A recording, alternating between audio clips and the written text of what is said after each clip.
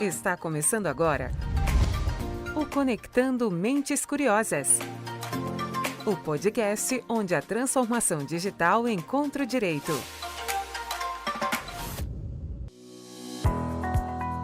No ar, mais um Conectando Mentes Curiosas, o seu podcast sobre tecnologia, inovação e direito. Aqui, Silvia Curado, a sua host desse programa. E a gente teve muitos feedbacks positivos sobre um episódio que a gente fez lá atrás, falando sobre o jeito PG e como a gente trouxe a estrutura de atendimento do nosso núcleo Procon. E por isso, o nosso tema de hoje será sobre contar de uma outra área muito importante aqui dentro do escritório, o RICS, que é a nossa área de relacionamentos institucionais e conexões sustentáveis. Então, vamos esmiuçar para vocês e apresentar as novas mentes curiosas que fazem parte dessa estrutura de atendimento aqui do PG. Então, vamos apresentar a nossa mesa de hoje. Eu vou começar falando quem começou esse jeito PG na advocacia. Ela é uma das mais respeitadas especialistas em direito do consumidor, mestre em direito político e econômico com LLM em direito empresarial. Ela também é vice-presidente da Comissão Permanente de Defesa do Consumidor da OAB de São Paulo, autora do livro Uma Lei para Todos, a História do Código de Defesa do Consumidor. Eu estou falando da nossa sócia fundadora, doutora Ellen Gonçalves. Seja muito bem-vinda, doutora. Obrigada, Silvia. É um prazer estar aqui mais uma vez, no Conectando Mentes Curiosas. E vamos conversar hoje sobre esse tema tão importante, o RICS. Então, falando do nosso primeiro convidado, ele é um estudioso do comportamento humano. E, em razão desta habilidade, construiu sua carreira dentro do Sistema Nacional de Defesa do Consumidor, sendo seu último cargo presidente da Associação dos Procons Paulistas. Ele tem profunda formação no tema, com certificações no Damásio e na Universidade de Viadrina de Frankfurt. E agora integra como sócio a nossa área RICS, Relacionamentos Institucionais e Conexões Sustentáveis. Seja muito bem-vindo ao programa, Érico de Mello. Muito obrigado, Silvia. Estou muito feliz em estar aqui, tão bem acompanhado, E acho que eu sou suspeito para falar, mas para falar de um assunto tão interessante. Também está aqui conosco ela que é uma grande estudiosa também das relações de consumo. Ela tem formação também pelo Damásio, foi diretora do Procon São Carlos, diretora da Associação Procons Brasil e vice-presidente da Associação dos Procons Paulistas. Veio para o time do PG como sócia, integrando essa área do RICS. Seja muito bem-vinda ao nosso programa, Juliana Cortez. Muito obrigada, Silvia. Fico com muito orgulho de estar aqui representando esse time, falando de relacionamentos institucionais, conexões sustentáveis. É um tema muito gostoso de falar e a gente está muito feliz em integrar esse time. E fechando a nossa mesa de hoje, temos ele que construiu sua carreira também dentro das relações de consumo. Ele é uma voz bastante conhecida dos Procons paranaenses, porque ocupou diversos cargos dentro dos órgãos de defesa do consumidor de lá.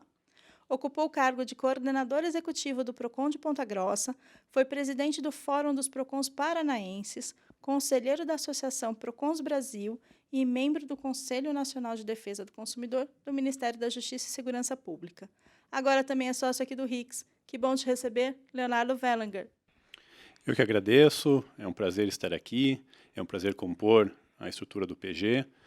E esse é um assunto que ganha cada vez mais relevância e é um grande prazer, uma satisfação nós podermos conversar um pouquinho sobre o RICS e trazer para você que está nos vendo, nos ouvindo, um pouquinho dessa nossa experiência dentro do sistema, para que nós possamos, então, entender melhor a atuação desse novo setor do PG, que nada mais é do que trazer para os clientes mais esse serviço que vai agregar em muito nos relacionamentos e nas conexões. Obrigada pela presença de vocês. E para começar o nosso papo de hoje, eu já queria pedir para vocês contarem um pouquinho sobre a importância de ter uma área dedicada à escutativa, tanto para ouvir os clientes, como para ouvir os mais diversos órgãos institucionais, com quais as empresas precisam se relacionar. Então, eu estou falando de Procon, ANPD, Anatel, Senacom e tantos outros. Então, quem queria começar contando um pouquinho disso? Bom, posso começar, Silvia. A gente estava até conversando um pouquinho aqui no começo, que talvez a gente precise até desmistificar um pouco do que é o RICS, Porque às vezes fica muito abstrato, a gente ouve esse conceito de relacionamento institucional, pode remeter a algumas ideias, Conexões sustentáveis também é um termo bastante interessante e intrigante.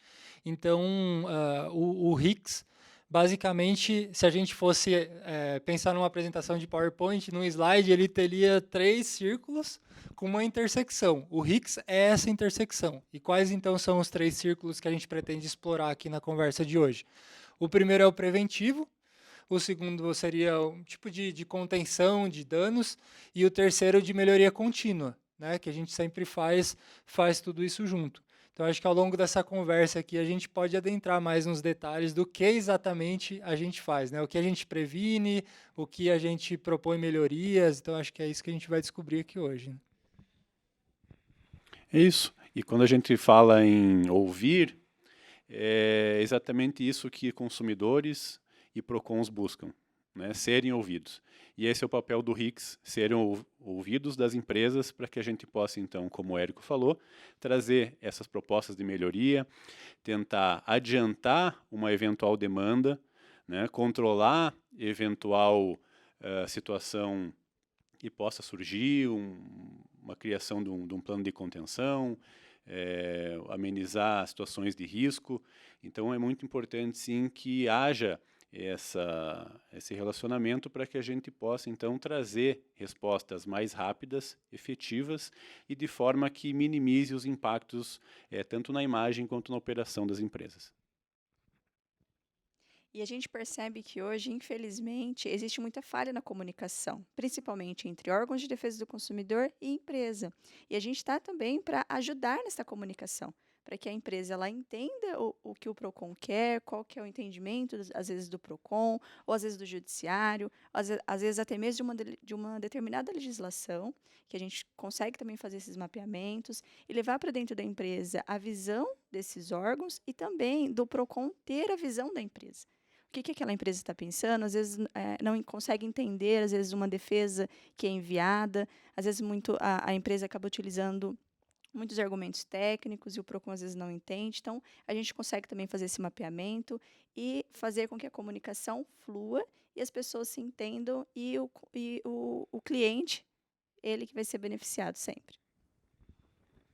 E é muito interessante porque quando nós falamos no RICS, né, relacionamento institucional, conexões sustentáveis, algo que o PG ao longo desses 26 anos sempre primou muito. Nós até na área do contencioso, a gente quando fala contencioso, nós temos um litígio, né? Nós temos que resolver, o olhar qual é? Retroalimentar para corrigir, para prevenir novos problemas. Corrigir, prevenir e se relacionar.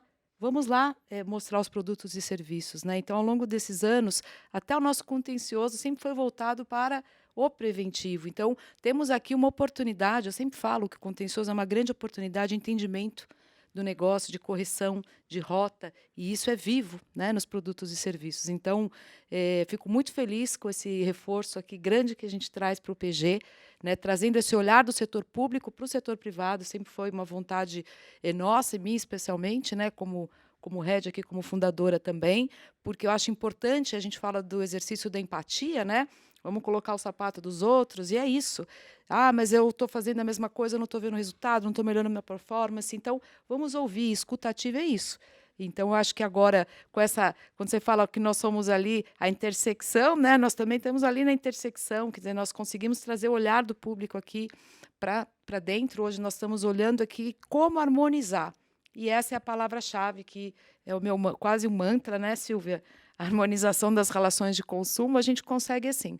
Todo mundo aqui, os clientes, nós queremos acertar, né? Queremos fidelizar esse cliente.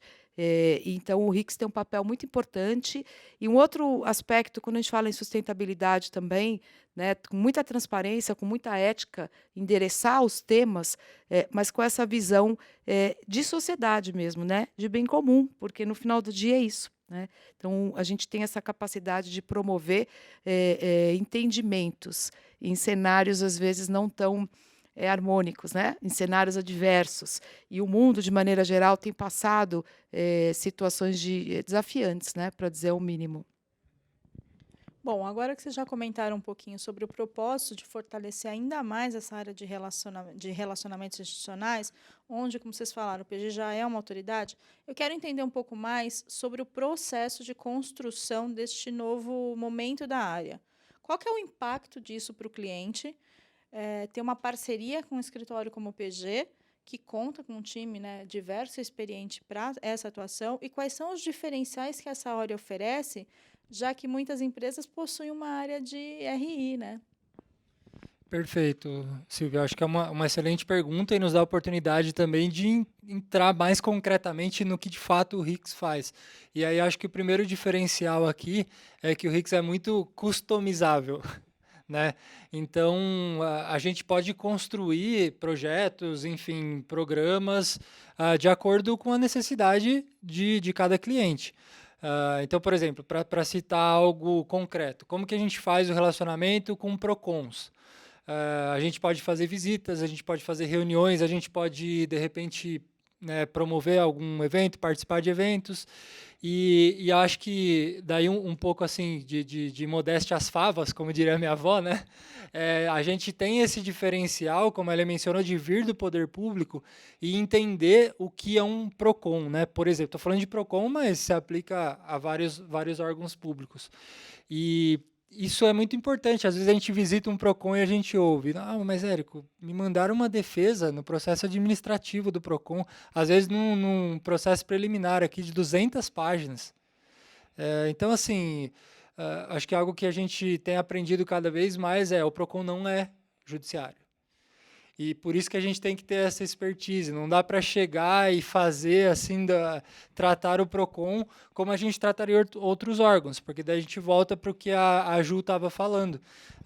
O diálogo ele fica meio enebrecido ali, não sei se o diálogo ele fica confuso e no fim, né, como diz um professor que eu gosto muito, nenhuma empresa acorda de manhã e fala: hoje eu vou fazer errado. Hoje eu quero praticar uma conduta abusiva contra o consumidor.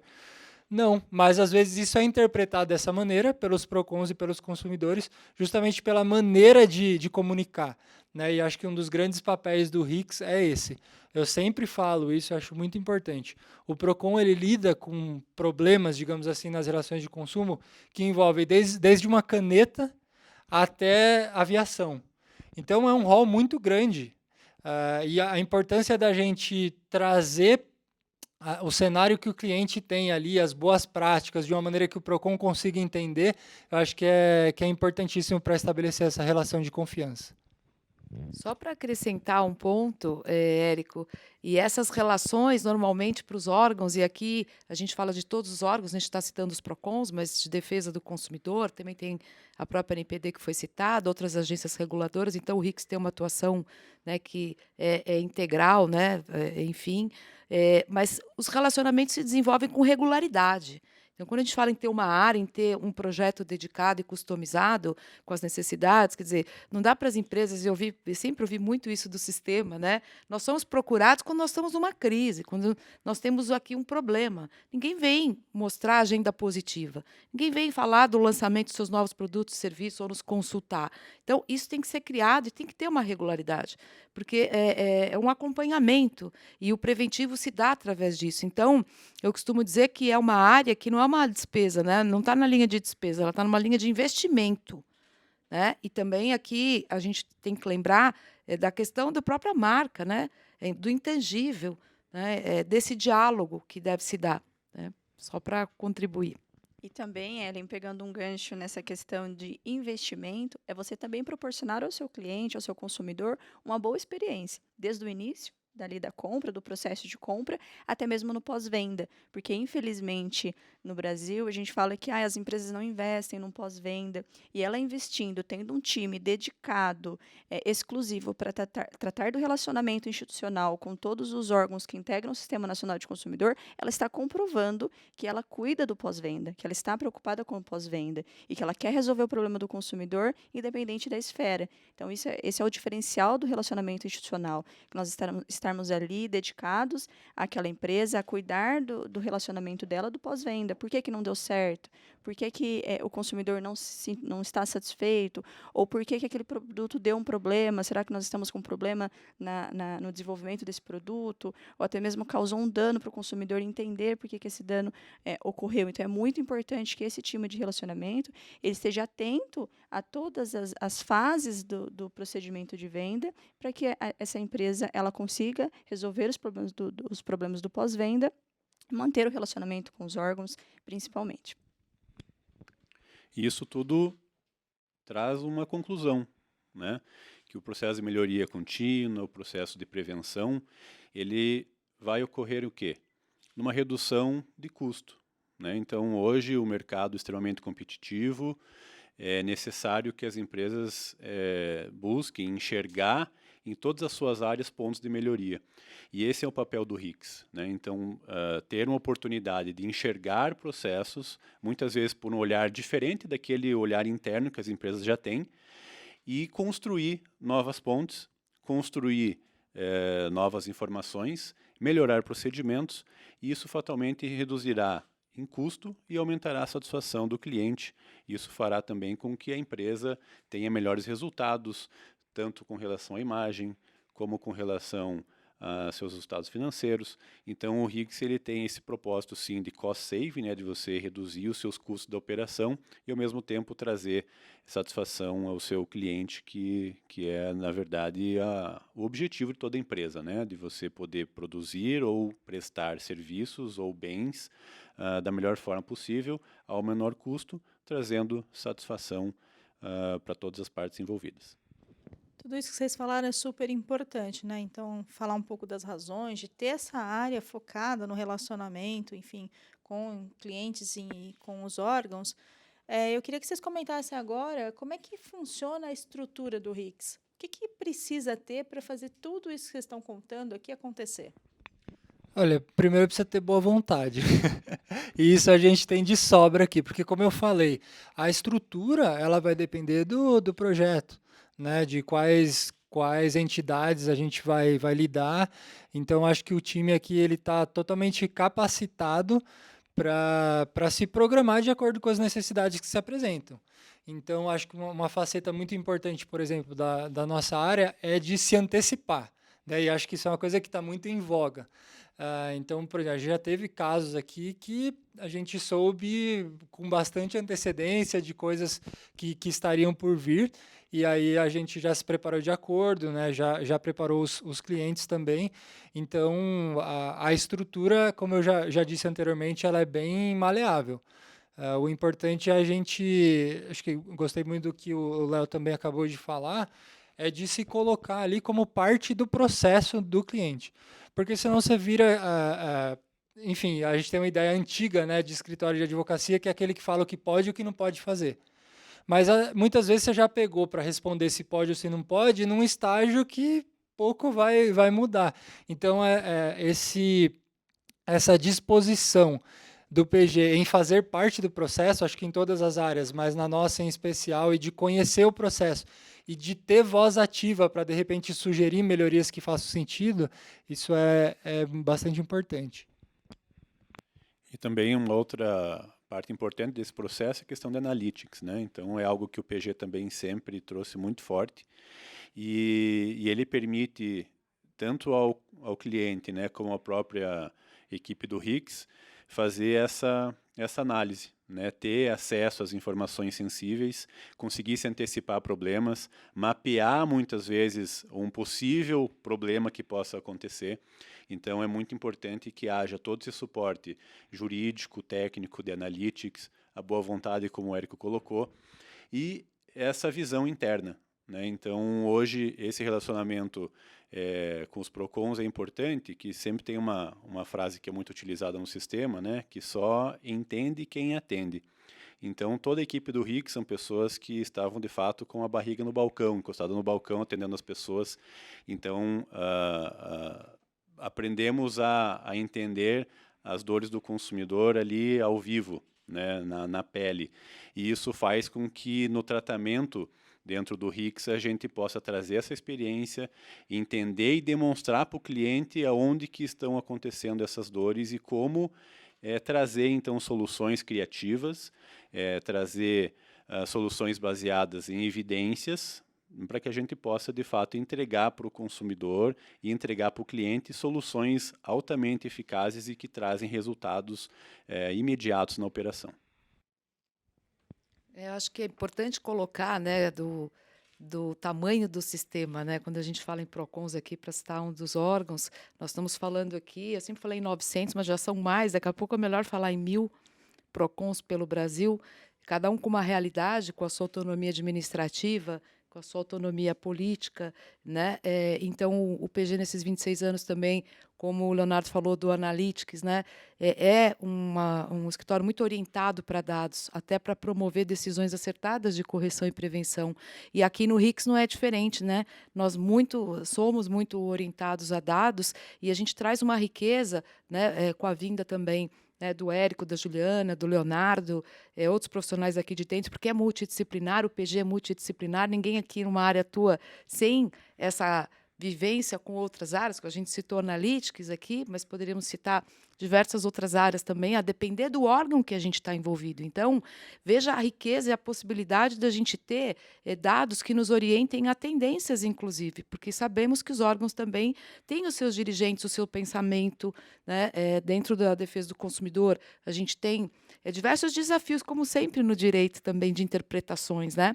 E nós precisamos acompanhar, né? Monitorar e ter situações também de crise que nós possamos ser envolvidos para resolvermos e harmonizarmos da melhor maneira, levar o lado dos nossos clientes, né? As situações, os desafios. Então, eu vejo uma oportunidade muito grande dessa estruturação desses dados, inclusive porque essa é uma deficiência mesmo que eu vejo do sistema, porque nós ainda temos uma parte muito papel, né? A gente fala de paperless aqui, o PG é totalmente avesso a papéis, né? A gente é muito digital, né? Vocês sabem, mas o sistema tem também as suas questões de limitação de recursos mesmo. Então, a gente precisa realmente estar todo momento acompanhando, até para conversar com a pessoa certa, né? Porque muitas vezes já mudou ali todo mundo e a gente nem sabe. E a gente precisa conversar, né? A gente precisa ter essa proximidade. Então, eu vejo aqui muito espaço também para agregar valor nesses reports, nesses dados, nessas tendências. E aqui também, para finalizar, a questão das autuações, que a gente sabe que é uma realidade no Brasil, no sistema todo, né? A gente tem autuações e a gente precisa falar sobre elas, né? Precisa corrigir rota, tem autuações muito antigas, tem situações novas, enfim. Como o Érico falou, tem que ser bem customizado, mas vai abranger todos os temas, né? Isso é o mais importante. Aproveitando a questão da multa, nós enxergamos que nos últimos anos tem sido cada vez mais forte essa movimentação do sistema de que a sanção não leva absolutamente nada, né? Então, você aplica a sanção, o fornecedor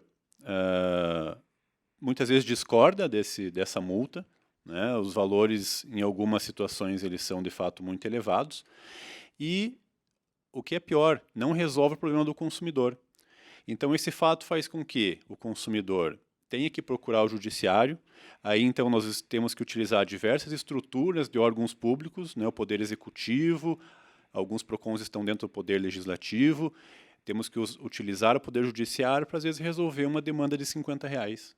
Então, não faz sentido essa movimentação. E esse também é o papel do RICS, né, de tentar harmonizar essas relações, como muito bem a doutora Ellen colocou.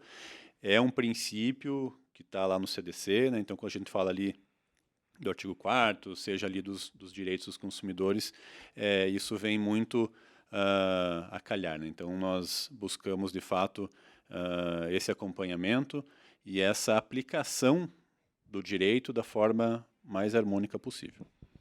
Léo, e eu acho que a gente tem 2 pontos que dá para destacar muito bem dentro desse contexto, e que o RICS está aqui para contribuir.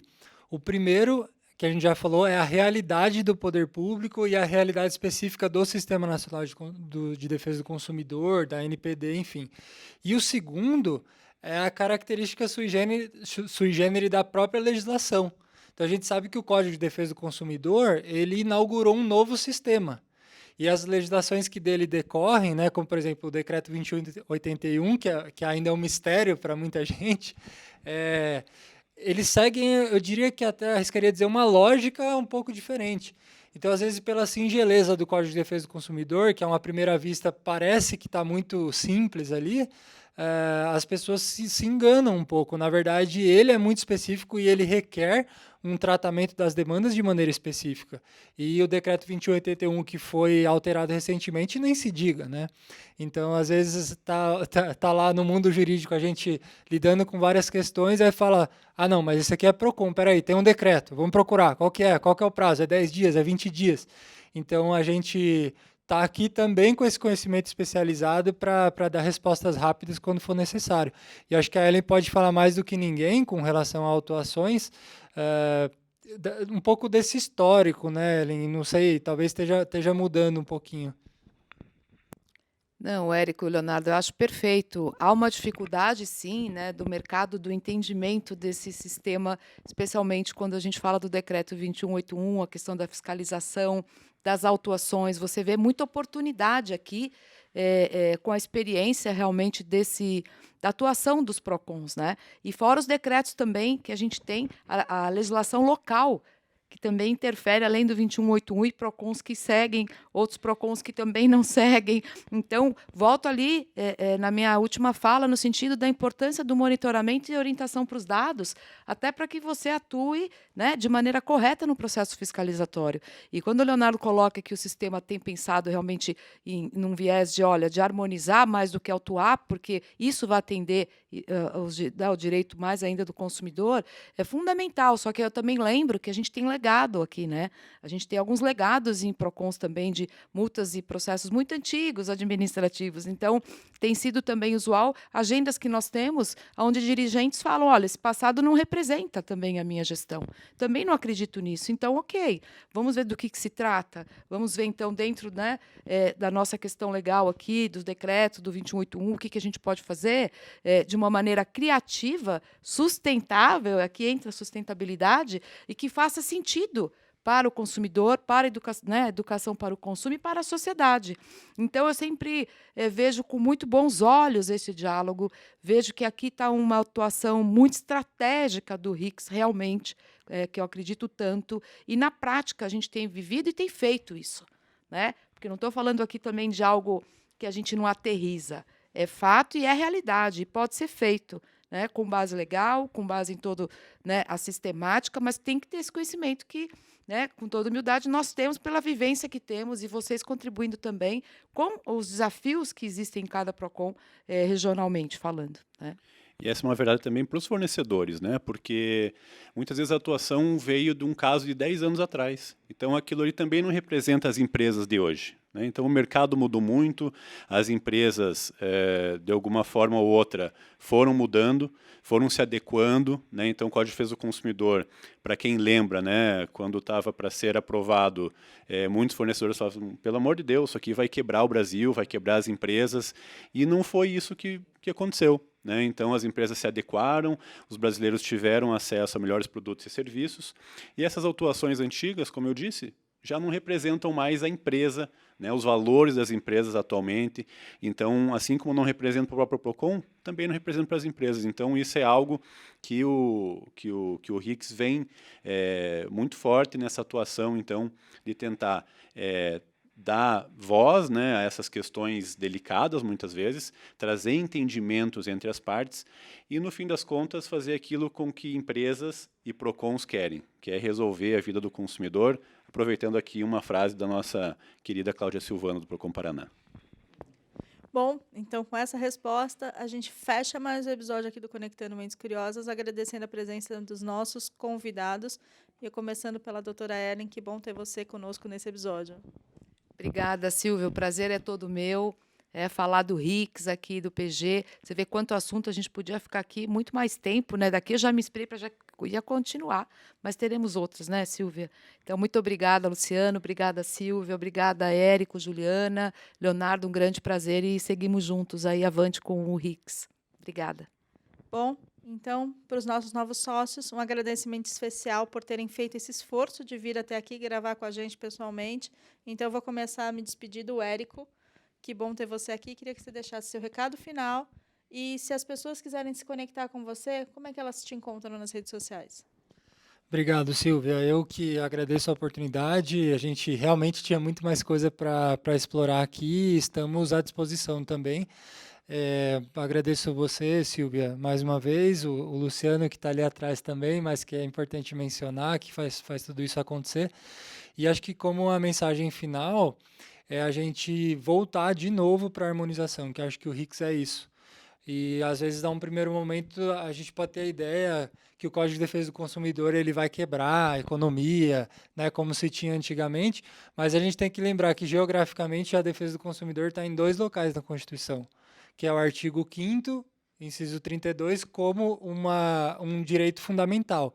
Mas também está no artigo 170, né, que é como um princípio da ordem econômica. Então, as relações de consumo elas são o sustentáculo da economia. Se você não defende o consumidor, consequentemente, a economia vai romper. Mas se você também pender muito para um outro lado, de repente o empreendedor, que a gente sabe, muito se fala no Brasil, vai ter um ônus muito maior. Então, queria deixar essa palavra final de equilíbrio, de harmonização e de fazer isso com muita ética e com muita verdade, né? A gente não está assim, mas passou para o outro lado. Eu não vejo dessa maneira. Eu acho que a gente está cumprindo a mesma missão que a gente se propôs há vários anos atrás, que é de harmonizar e equilibrar. E quem quiser me encontrar, Silvia, eu estou ali no LinkedIn, Érico de Mello, terei o maior prazer em trocar ideias com todo mundo. Bom, agora eu passo a palavra para a Juliana. Obrigada por ter vindo. Muito bom contar com você nesse episódio. Muito obrigada, Silvia. Obrigada, doutora Ellen. É uma oportunidade, assim, é incrível estar aqui participando desse podcast, falar um pouquinho do RICS. E a gente aprendeu muito na pandemia, né? De ter que fazer com que as coisas se resolvam da forma mais rápida possível e que a harmonização é extremamente relevante. As pessoas não têm mais nem tempo e nem intenção de judicializar as demandas. Então, por isso que é muito importante você ter um time dedicado, você ter um time que vai tratar de todas as relações dentro da empresa, então isso é muito importante. E também para me encontrar é Juliana Cortez no LinkedIn, estamos à inteira disposição. Bom, agora eu passo a palavra para o Leonardo. Obrigada por ter vindo, muito bom ter você aqui com a gente. Eu que agradeço, é sempre um prazer poder compartilhar conhecimento, né? Eu acho que esse é um propósito que nós temos. E só para finalizar a questão do RICS, acho que é importante deixar claro assim que ele não se trata de uma ouvidoria, ele não se trata do setor jurídico, ele não se trata do setor de serviço, comercial, marketing, mas ele é uma área que ele dá suporte a todas elas, né? Então, esse que é o interessante, esse que é o legal, né? Porque a gente fala muito em harmonização, e a harmonização ela vem muito de integração. E o RICS é exatamente isso, integrar as áreas, né? E quando você integra as áreas, você consegue harmonizar entendimentos, você consegue harmonizar procedimentos, e você, no fim das contas, consegue beneficiar o consumidor, que é a parte vulnerável nas relações de consumo. Então, agradeço mais uma vez. Se quiser me encontrar também no LinkedIn, Leonardo Verlang, sobrenome um pouquinho complicado, né? Mas WERLANG. E estamos à disposição também aqui no PG para atender quem tiver interesse em nos contatar. Muito obrigado. Bom, então eu assim encerro mais um episódio aqui do Conectando Mentes Curiosas, avisando você que se você quiser ser lembrado cada vez que a gente subir um episódio novo como esse, é só acionar o sininho lá no Spotify. Agradeço também a nossa equipe que faz isso acontecer, Luciano Piantoni na captação do áudio, Pedro Leandro na edição, Gustavo Maganha na produção comigo aqui e co-host desse programa. Eu te encontro no próximo episódio. Até lá!